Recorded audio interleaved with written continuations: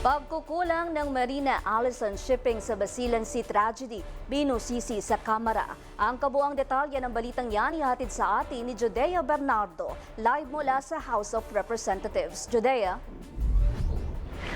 Mistulang window dressing at tila pa impress lang.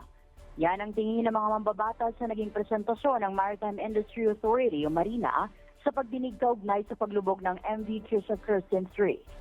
Ganito binatikos ni Representative Franz Pumaren ang mga pahayag ni Engineer Emmanuel Carpio ng Marina hinggil sa mga naging posibleng kakulangan ng mga otoridad at ng Allison Shipping Lines sa paglubog ng barkong lulan ang mahigit 300 crew at pasahero.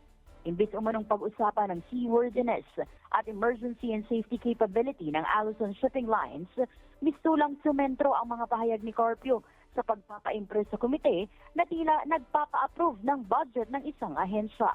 Ito'y matapos ilahad ni Carpio na nasuspindi na nila ang lahat ng Allison Shipping Line vessels upang matiyak na hindi ito magsasagawa ng anumang operasyon habang gumugulong ang investigasyon ng Marina. I was about to say that Ang parang gusto nyong palabasin dito, puro window dressing kayo Tapos sasabihin nyo, rigorous check-up February 9. Because of the incident, kaya kayo mag-rigorous check-up.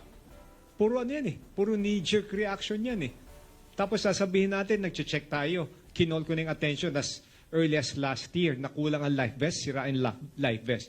Isa lang ibig sabihin yan. Hindi nyo in-inspeksyon. Hindi rin nakalusot ang ginawang alteration sa MV Trisha Kirsten 3 kung saan mula sa original na istruktura nito na mayroong one deck, nadagdagan ito ng 2 pa.